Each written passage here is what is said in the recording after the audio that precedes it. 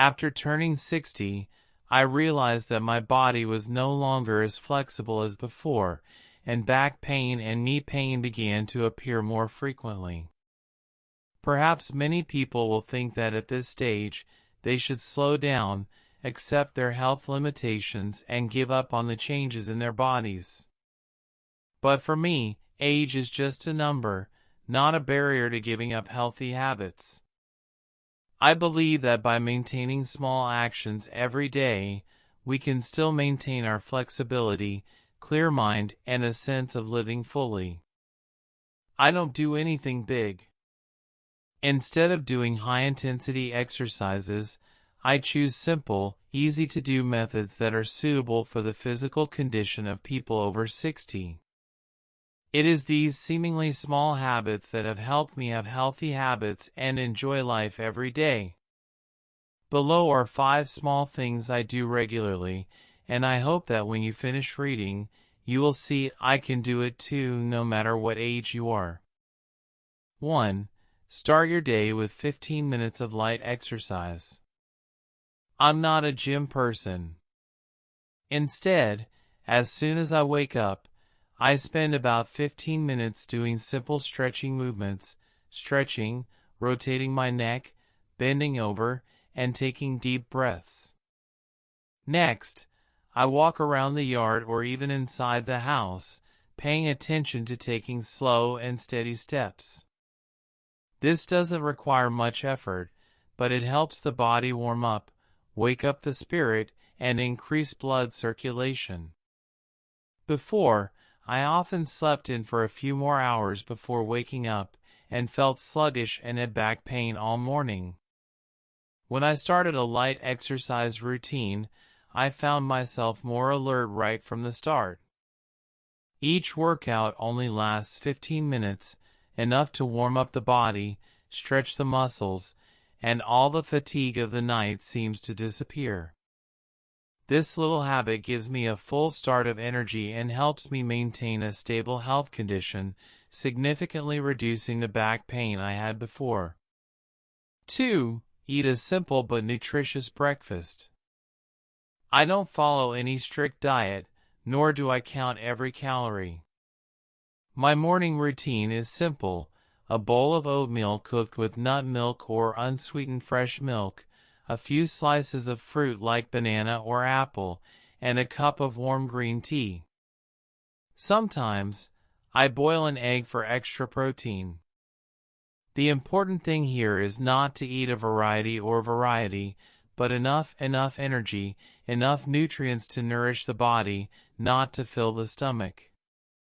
In the past, I often skipped breakfast because I thought keeping an empty stomach makes it easier to digest, or I quickly ate fast food, egg sandwiches, sometimes a cup of coffee instead of a meal.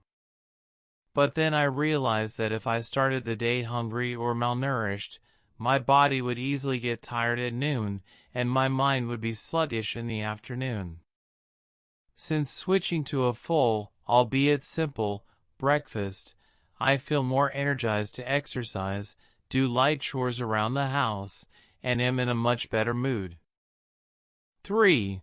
Walk every afternoon, just 20 to 30 minutes.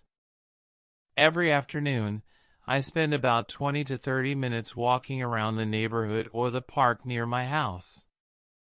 I don't aim to go fast or far, but keep a moderate pace, walking and enjoying the scenery. Occasionally, I stop to watch children playing, to admire the green trees, or simply to take a deep breath of fresh air. Afternoon walks bring me 2 great benefits. First, it supports the cardiovascular system, helps the heart stay healthy and lowers blood pressure. Second, it is a relaxing time, allowing the mind to rest after a long day.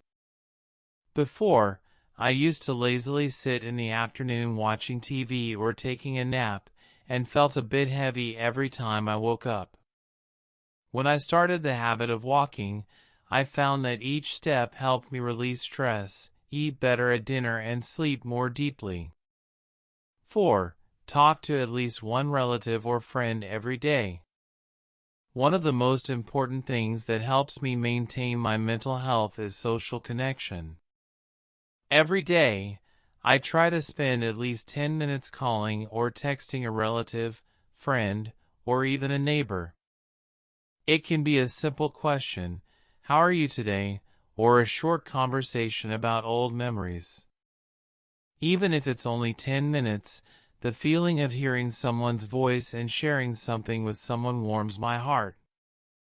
Sometimes, I realize that I'm sad or lonely, but just telling a few funny stories to my son or hearing the laughter of a long-lost friend makes me feel refreshed. Social connection not only helps us not feel isolated, but also brings positive energy, which is an important part of overall health in old age. 5. Take a few minutes of silence for yourself before bed. Right before I brush my teeth and get into bed, I always take at least 5 to 10 minutes of complete silence. I turn off all the lights, put my phone away, and sit on the bed or on the porch if it's warm. At this time, I just focus on my breathing, inhale and exhale slowly, noticing each stream of air passing through my nose, spreading into my lungs, and then slowly leaving. If my mind wanders, I gently bring it back to my breathing. Sometimes, I open a small notebook and quickly write down a few lines about the things I'm grateful for during the day. Today I feel happy to talk to an old friend. I'm grateful for the beautiful sunny afternoon to go for a walk. Writing down these positive things is like a way to let go of all the stress, preparing my mind gently for sleep. As a result, I sleep more deeply and wake up the next morning feeling comfortable and clear-headed. I don't have any magic secret to staying healthy after 60, just 5 small daily habits that I consistently maintain.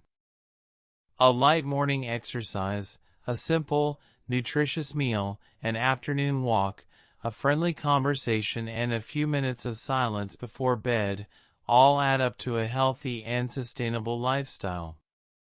You don't have to be perfect. Choose a few things that make you feel healthier, happier, and do them with love for yourself. 60 is not the end of the journey, but a middle stage where we learn to live slowly, deeply, and well. When you practice these small habits, you will feel the positive changes in your body and soul, and that is the foundation of lasting happiness and health. In addition to the 5 basic habits above, I also learned to listen and adjust to the voice of my body because not every day we are full of energy. There are mornings when I wake up and my body is more sluggish than usual. In those cases, I do not force myself to exercise for the full 15 minutes as usual. Instead, I spend a few more minutes relaxing, breathing deeply in bed, gently stretching my arms, rotating my neck, and occasionally lifting one leg up and then the other, so that my knees are not stiff. This small change helps me feel respected for my body, and at the same time keeps me motivated to continue my exercise routine the following days. When the weather turns cold or rainy, afternoon walks can become difficult. Instead of giving up completely, I find ways to be flexible, wear a warm coat, choose a sunnier time of day, or simply change to walking around the apartment hallway. Sometimes, I do some stretching exercises in the living room, combined with watching a YouTube channel that guides light exercises for the elderly. The key is not to let external factors, the weather, a busy schedule, completely disrupt my routine. When it comes to diet, I don't try to be too strict when I have the opportunity to eat out with friends or my children take me to a restaurant. I simply choose dishes rich in green vegetables, limit bad fats and refined starches, and then balance them out the next day. For example, I eat some cake or pizza on the weekend, but then I spend the morning going for a longer walk or preparing a vegetable-rich breakfast. This flexibility helps me avoid the stress of having to eat right while still balancing my nutrition. In addition, getting enough sleep is always a top priority for me.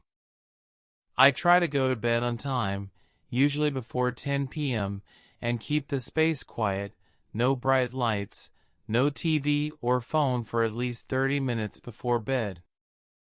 When my body gets enough rest, I feel more comfortable waking up in the morning and my mind is clearer. Finally, I do not hesitate to share these habits with friends of the same age. There are days when we walk together in the park, then stop by a coffee shop to chat. Having a group of companions helps me and them feel more excited, not feel lonely when maintaining the habit.